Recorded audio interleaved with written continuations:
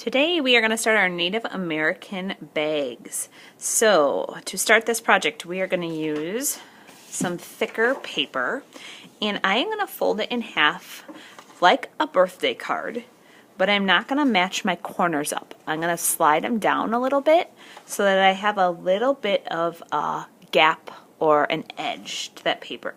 So I'm going to crease it right here, and what that allows is it allows for me to fold over this edge and kind of seal the top like an envelope. So at this point we're going to need cardboard and a thumbtack. So these can be very pokey and dangerous, so please use them carefully and safely. What we're going to do is we're going to poke holes so our needle can go in. And if you look at this example, I have 4 on each side, and then at the bottom I have 1, 2, 3, 4, 5, 6, 7, 8, 9, 10. So 4, 10, 4, kind of a pattern. When we poke our holes, we're going to have a piece of cardboard underneath so that we don't poke into the table. I am not going to poke on that edge we folded over for the top. And I don't want my holes to be really close to the edge. I want to come in a little bit. So if I put my thumb right there, it's about as big as my thumbnail in. So I'm using my thumbnail to measure. It's not right on the edge. So I've got 1. I'm going to space this out about I'd say again a thumb space. 2. And I'm trying to keep these in a row. 3, 4. So I spaced out the 4 so that they take up that whole edge.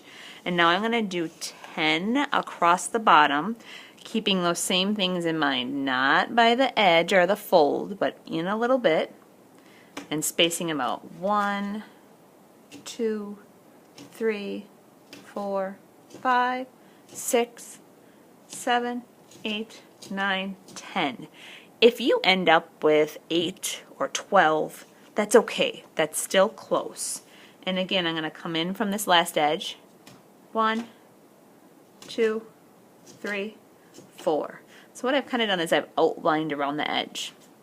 So you might be doing this right away. If you're waiting for a piece of cardboard or a thumbtack to use, you can go to Mrs. Cleary's table and pick out your yarn color. So I am ready to put my needle onto the yarn. This is a super tricky thing to do, so I'm going to show you a couple helpful hints. The needle has a hole in it called the eye of the needle. So what I'm going to do is I'm going to take one end of my thread and I am going to gently rub back and forth with the eye of the needle, trying to get a little bit of that yarn in. I have a little bit in. Now I'm going to pull it with my other pincher fingers and get it in. So I kind of ripped my yarn a little bit, but that's not a big deal. This part will probably get cut off at the end. I am going to suggest that we tie this onto our needle.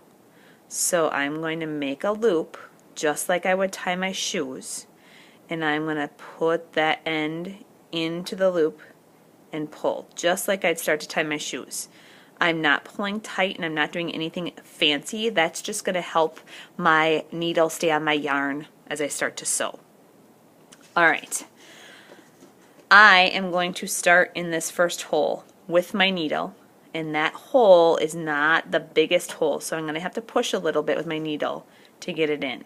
So I'm going down and I am pulling, and I have to take my pincher fingers and keep pulling and pull and pull all the way through. Holy moly, pulling. Look at me pulling, pulling, pulling, pulling, pulling. I think I was pulling the wrong way for a little bit. So I pulled all the way till I have a little tail. At this point, as we start, we need to tie this together.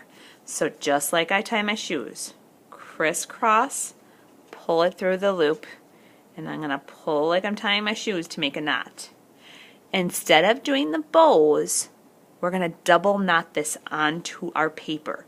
So that just means I'm going to do another knot. So I'm going to crisscross them, I'm going to pull them through the loop, and I'm going to knot tight. And there I have a double knot.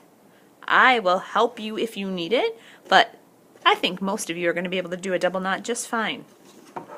Here's what I'm going to do.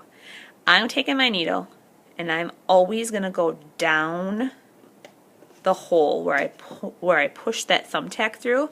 My needle goes down. I pull my needle on the other side all the way through. This is where some kids get goofed up because I'm pulling that yarn, and there's a lot of it. And I got a little knot in there. Oh, that would be my luck. If you get a little knot or need help with anything, I can help you with it.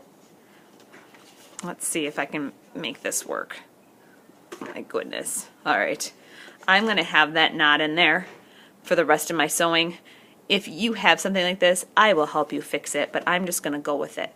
So I went down.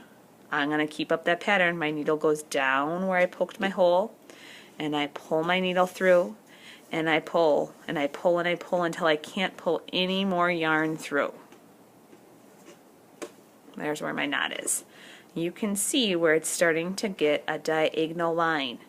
My needle goes down. When I pull through this back side, I want to pull away from this other yarn. I don't want it to get looped together. There it is. I have those 4 holes done. I'm just going to go to the bottom, poking down. When I pull, some kids somehow pull their needle between the yarn. I want to pull it away from the yarn. So over here, pulling away from that extra loop. And I'm going to keep going down, pulling through. So I'm going to continue, and when I come back, I will be at this last hole.